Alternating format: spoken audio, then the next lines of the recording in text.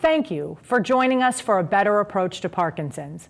This month's program is focused on the non-motor aspect of Parkinson's disease that can be challenging not just for the person with Parkinson's, but also for their care partners and family. We are fortunate to have Dr. Angelo Domingo as our guest today. Welcome, Dr. Domingo. Thank you for having me. Dr. Domingo is a Yale Fellowship-trained neuropsychologist who has been the director of the psychology clinic at Parkinsons Place in Sarasota since 2014. Parkinsons Place is a comprehensive resource center for individuals with Parkinson's. Parkinsons Place provides movement, music, speech, and exercise classes, support groups, information sessions, neurology services, audiology services, and mental health services for individuals with Parkinson's. Welcome, Dr. Domingo. Thank you. Well, let's just jump right in. Tell us about some of the non-motor aspects of Parkinson's. So when we think about the non-motor symptoms of Parkinson's disease, we can break them up between cognitive aspects of the disease. And when I say cognitive, I mean associated with how people think, okay? And emotional aspects of the disease, depression, anxiety. So I want to spend some time today talking about the cognitive aspects of Parkinson's disease, because that's what I get most of my questions about in my practice.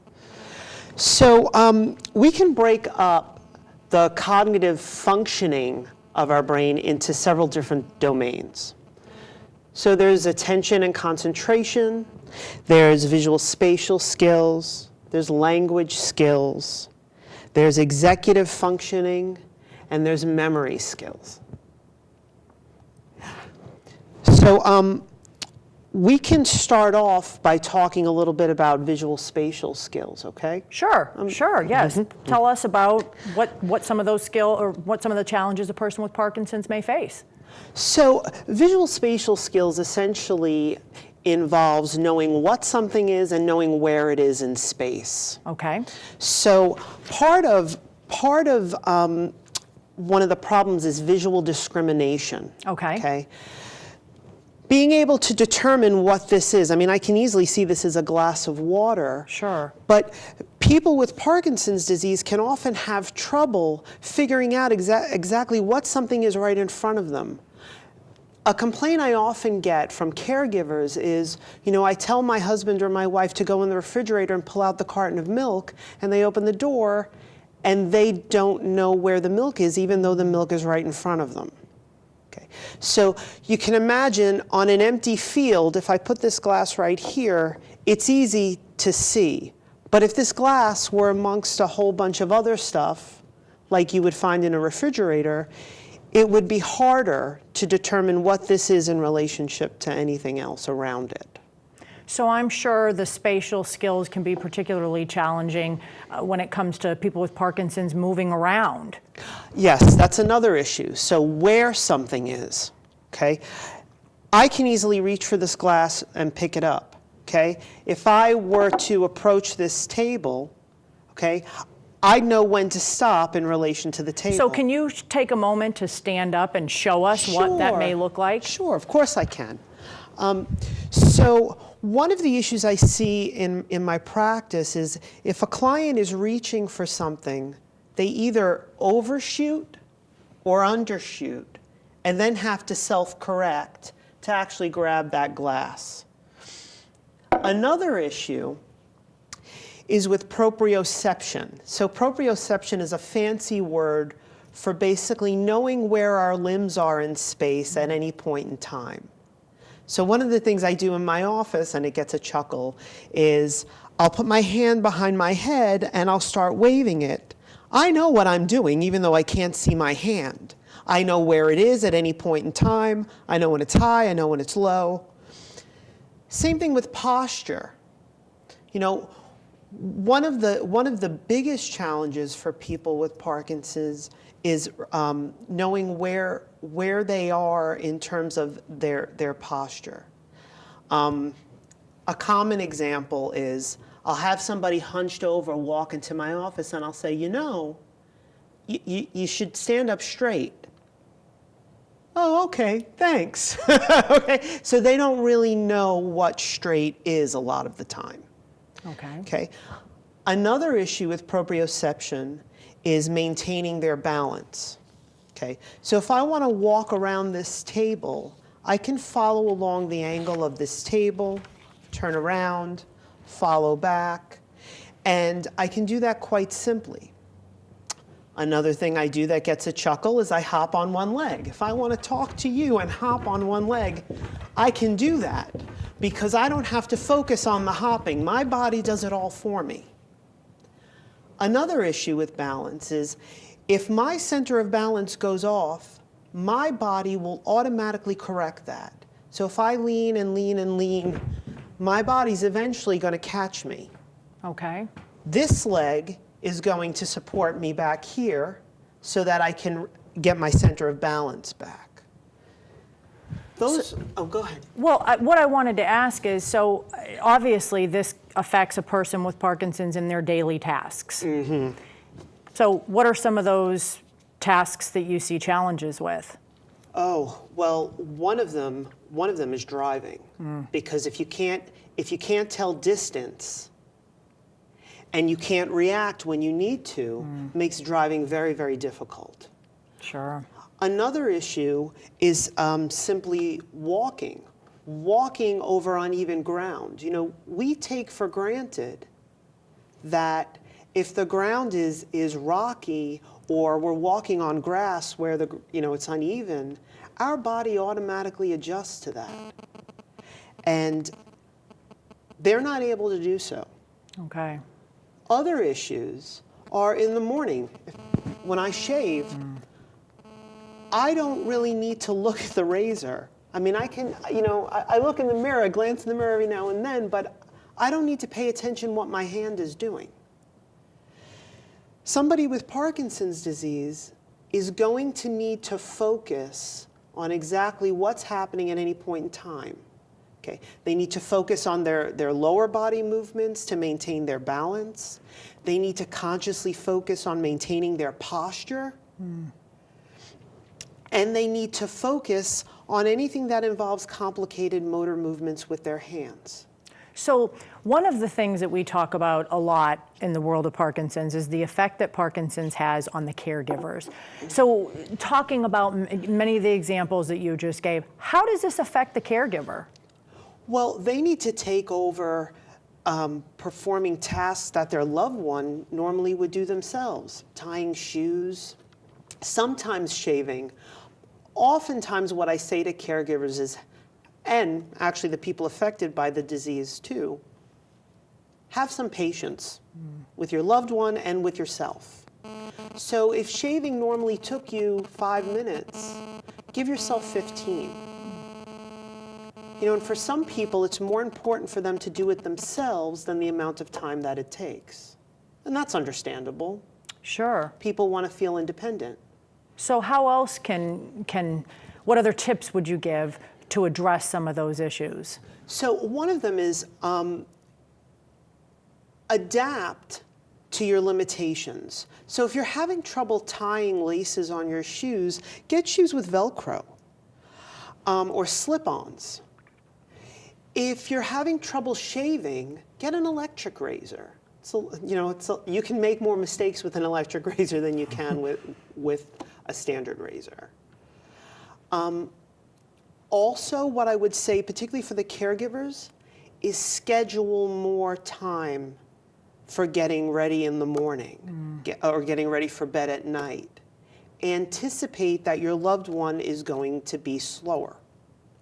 And this way, they're not feeling so rushed and frustrated. Well, I think those are really great applicable tips for people with Parkinson's and their caregivers, because I think that that can help to reduce some of the frustration. So one of the other issues that we see that can be very challenging, again, not just for the person with Parkinson's, but for the caregiver. Can you talk about some of the attention and concentration-related challenges? Sure. So I think a great scenario that highlights this problem is a case where I had a gentleman, he had advanced Parkinson's disease. It took him about 10, 15 minutes to go from my front door of my office to my couch. And my office is not that big. But he managed to make it to the couch. He sat down, and I asked him what he wanted to work on that day. Now, this gentleman, I should tell you, his head was in a permanently down-facing position, so he couldn't really look at me.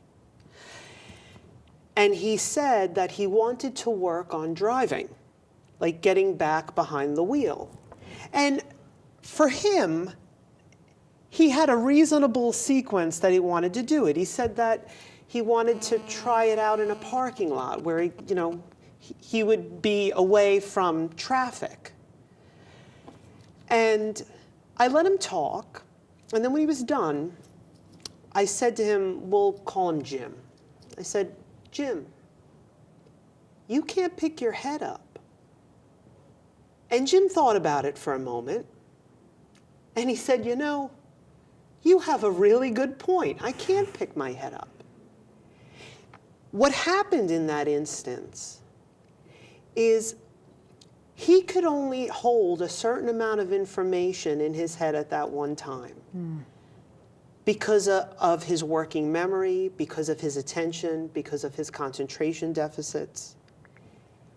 He wasn't really thinking about his head in that moment. He had planned out for other things, like the safety of people on the road, but didn't really think, wait a minute, what are my own physical limitations? And a good analogy for the attentional problems of people with Parkinson's is seeing your world through a paper towel tube. Okay. For many people, if it's not right in front of them, they don't really have the cognitive energy, the mental energy, to think about anything that's off to the side. Does that make sense? Sure. And today in our world where there are many distractions around us, I could see where whether it be technology, other things, competing priorities in life, I could see where that could be particularly challenging for a person with Parkinson's. Most definitely. I mean, people are often, we often multitask. And with Parkinson's disease, because of the narrowing of attention and concentration, multitasking isn't an option anymore. So I often tell my clients to focus on one thing at a time and do that one thing well and not do much else while they're focusing on that one thing. Eliminate other distractions. Turn the TV off. Well, I think that that's something that we can all benefit from sometimes. One other thing. I often tell my caregivers, if your loved one is having problems with attention and concentration, if you want to have a conversation, make sure they're looking at you. Get in their line of sight. Make sure they're focused, because oftentimes people will say that their memory isn't good, but really the problem is they weren't paying attention to begin with, so the information never got in. Well, that definitely would be a problem, which brings us to another topic, which is communication. Communication is what keeps us connected to our loved ones and the people around us. So how can one's language skills be affected by Parkinson's disease? Well, because of limits to working memory, attention, and concentration, people will often have mild to profound word-finding problems. And that's that's the biggest complaint I get about language skills is I can't find the right word when I need it. I can't think of somebody's name when I need it. Also, comprehension can be affected. Okay. Once again, because people, their attention, their working memory, their speed of information processing slows down. So if they're in a conversation with multiple other people, it can get really difficult to follow. I mean, you ever been at a party or at a family dinner where people are just talking over one another and somehow our brains manage to follow those conversations? Sure. It's a lot harder when you have Parkinson's to do that. So how is language and processing speed connected, and how are those things affected for people with Parkinson's? Well, if you're going to follow a conversation, you need to be able to process that information at a steady rate. One of the biggest differences when I'm working with a client who's either a caregiver or has no neurological condition, and when I'm working with someone who has Parkinson's, is I'll slow down, sometimes a lot. And I give a lot of time for the person I'm working with to find that answer that they need. You know, Parkinson's isn't like Alzheimer's disease. With Alzheimer's disease, people may never find the answer. They may never understand what you've asked them. But with Parkinson's, it's just a matter of time. If somebody has enough time to find the words they need to formulate their answer, to think about what was just asked of them, you can get a really good answer. Well, this is really great information, because I think this is something that our viewers need to know. If you have a loved one who has Parkinson's, I think so often it's our automatic response to finish someone's sentence. And for a person with Parkinson's, that can be very frustrating. So what's your tip in that situation? Be patient. You know, and that's the hardest thing for, like I said before, for the caregiver and the person affected by this illness, is patience. Things take so much longer. So in terms of talking about socializing in groups, one of the, I guess, detriments of Parkinson's is that it can lead to isolation. And so part of that is because socialization becomes uncomfortable. Can you talk about that? Most definitely. The biggest complaint I get from people affected by the disease is I can't go out anymore with friends. We went to a restaurant with my wife or my husband, and there were, 4 or 5 other couples there, and I just could not follow along. What I say to that is, and to a lot of aspects of this illness, it's not about can't. It's about doing things differently. If you have a hard time going out with 4 or 5 other couples to a noisy restaurant, then go out with one other couple to a quiet space and have a conversation. That conversation is going to be a lot easier to follow than if you were in a noisy environment or at a party. Another way to adapt is, if you are in a large crowd, find somebody next to you to have a conversation with. If you can't follow the big conversation, you may not necessarily have to. Well, those are very great tips, and once again, very applicable to living well right now today for people with Parkinson's. So one of the other challenges, and this can be particularly challenging for people that are currently working and still in the world of work, or that perhaps have early onset, how does Parkinson's disease affect one's executive functioning ability? I was getting there. Yeah, it's all right. So let me take a moment to explain what executive functioning is, okay? If you think about the role of an executive in a company, their job is not to do the everyday grunt work that the rest of our brain does. Our frontal lobe is the executive of our brain. Its job is to problem solve, to adapt to changing situations, to learn from our mistakes. And that's what executives do for companies, right? A situation arises that's unexpected, and the executive needs to make the tough decision. What you see in Parkinson's disease with executive functioning deficits is sometimes poor impulse control. So, for example, if I drop this book on the floor, the impulse is to bend down and pick it up, right? Sure. Well, if I have Parkinson's disease and I go to bend down to pick something up, I might fall over. Sometimes the person with Parkinson's disease just does what comes automatically and doesn't think, wait a minute, I need to adapt to this situation. Maybe it's not a good idea for me to pick that up off. So they're not necessarily taking into account the fact that they have balance issues Right. and movement challenges. And here's the tricky thing about executive functioning problems. What someone knows no longer informs their behavior.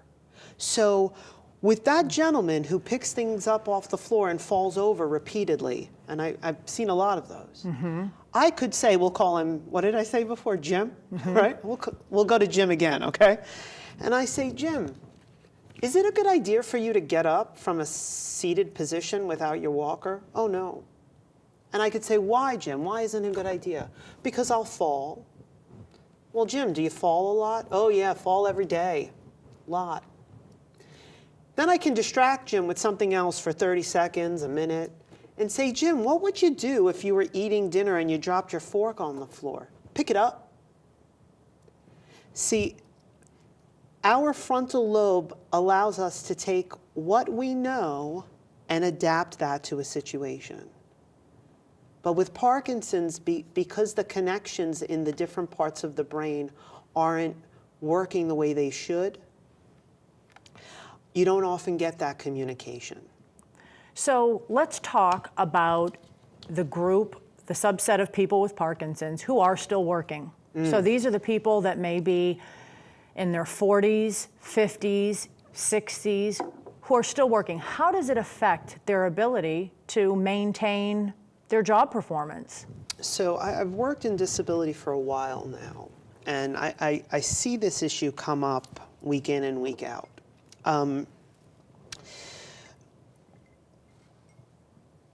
One of the most difficult aspects of this disease is knowing when to, when it's time to call it quits. So sometimes employers won't be able to accommodate certain conditions, but sometimes they will.